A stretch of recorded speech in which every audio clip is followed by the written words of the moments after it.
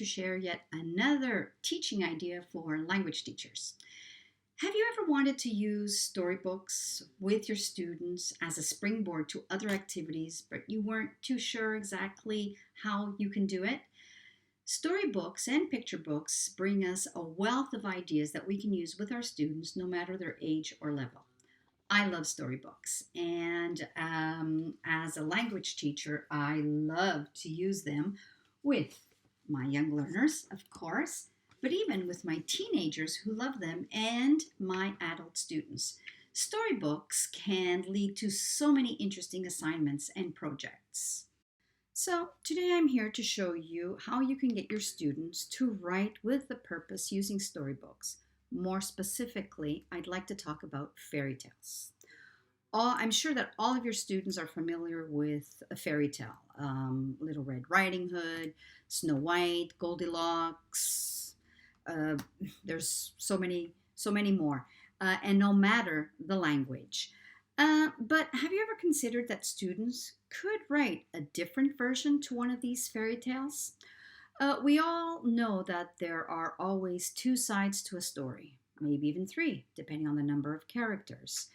Take, for example, Disney's Maleficent, one of Disney's recent films. Don't you think that this perhaps is a different take to Sleeping Beauty's story?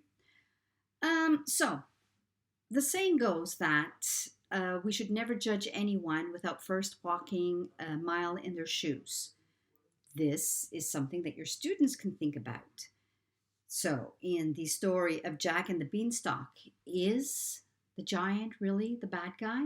Or could Jack perhaps be the troublemaker and just really good at getting himself out of a pickle? This is something that you can explore with your students. Give them a question to pique their curiosity. Set the stage and give them an opportunity to use their imagination and to be creative. I'm sure you'll be surprised with the results. We also have to think that sometimes students don't like to write because they're not writing with a purpose. This is giving them a purpose.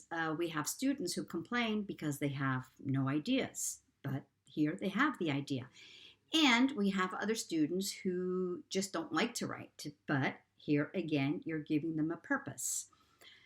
And so fairy tales are a great excuse to get them to put pen to paper. So now I have an example for you. We've all heard of the Three Little Pigs, yes, of course, and a big bad wolf. But is he really a big bad wolf? Poor wolves, they always get the bad rap, don't they? You never hear about the big bad bunny or the big bad pig for that matter.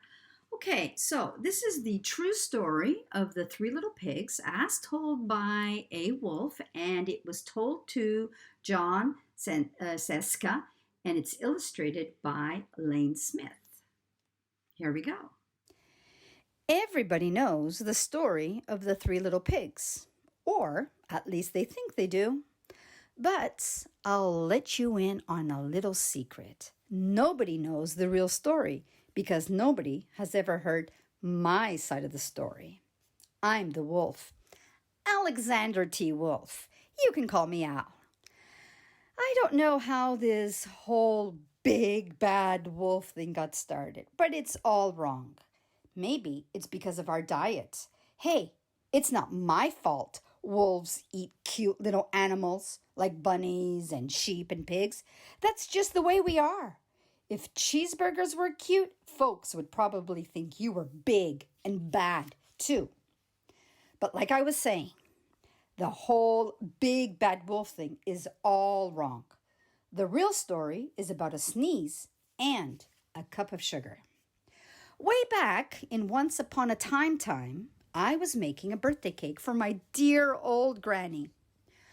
I had a terrible sneezing cold. I ran out of sugar, so I walked down the street to ask my neighbor for a cup of sugar. Now, this neighbor was a pig, and he wasn't too bright either.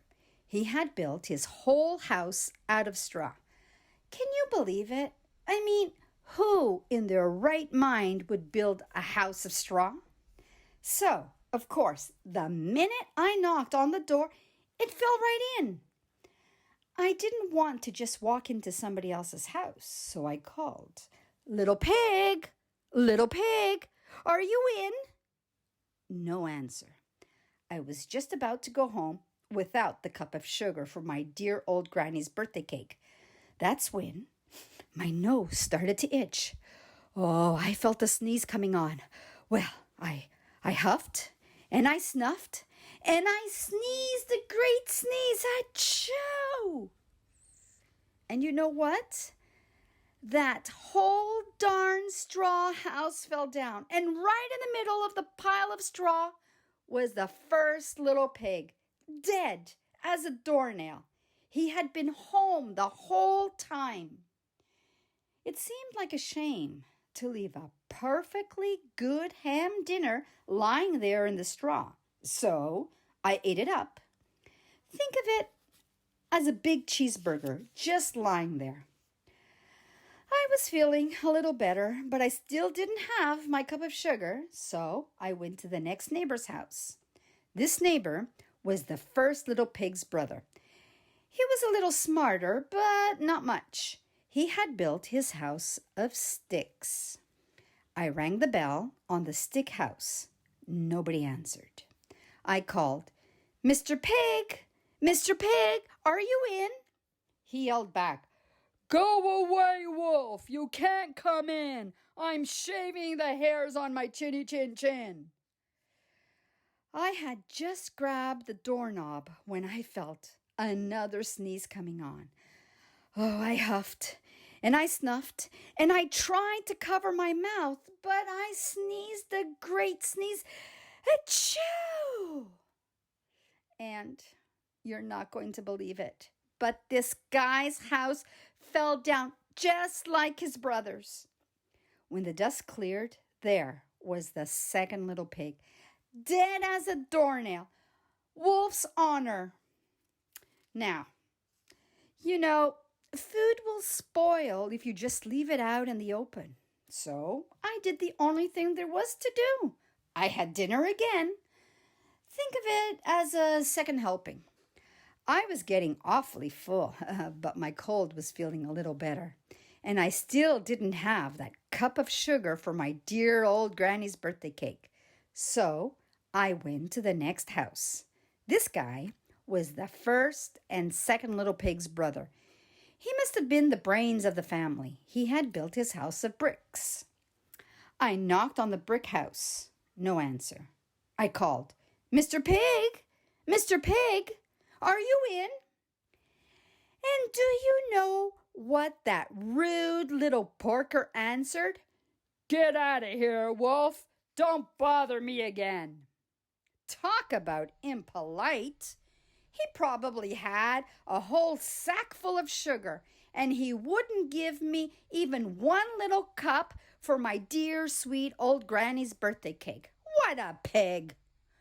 I was just about to go home and maybe make a nice birthday card instead of a cake when I felt my cold coming on. I huffed and I snuffed and I sneezed once again. Then the third little pig yelled, "And your old granny can sit on a pin." Now, I'm usually a pretty calm fellow, but when somebody talks about my granny like that, I go a little crazy. When the cops drove up, of course, I was trying to break down this pig's door, and the whole time I was huffing and puffing and sneezing and making a real scene. The rest, as they say, is history. The news reporters found out about the two pigs I had for dinner. Oops. They figured a sick guy going to borrow a cup of sugar didn't sound very exciting. So they jazzed up the story with all of that huff and puff and blow your house down, and they made me the big bad wolf. That's it, the real story. I was framed. But maybe you could loan me a cup of sugar? After reading that great story to my students, which I hope you enjoyed, we brainstorm about other fairy tales. I then put them into pairs or into groups of threes, and I ask them to choose the fairy tale that they would like to rewrite. Now, putting them into groups is great because it fosters collaboration, it makes the task more interesting, and they can also bounce ideas off one another. It doesn't matter if certain groups choose the same fairy tale because it's going to be interesting what the end result is. They then write their stories in their notebooks, and at this stage, of course, you can help them and you can correct. And then later, either in class or set as homework, they can rewrite their stories in StoryJumper. Now, here we have StoryJumper, and teachers register for free, and in it, they then set up their classes. And then they send a link to their students along with a password. Now, StoryJumper is great because it's very easy to use. Students can design their characters for their book. They can use different backgrounds they can get from this website, or they can actually get from the internet. And they can also add sound effects, and of course, their own voice. So here we have, for example, the main page for my StoryJumper. And as you can see, you can import it into Google Classroom. Okay, so in here, you're going to have the different stories. And here we have an example. So the true Cinderella story. And this is very nice. All right, so here's just a really fast preview. Here we have another. So this is Little Red Riding Hood, the wolf's side of the story. And what's great about these is that you can share them with other students, you can share them with parents, and students can actually then publish their own books if they want to, of course, at a cost. So come along and give it a try.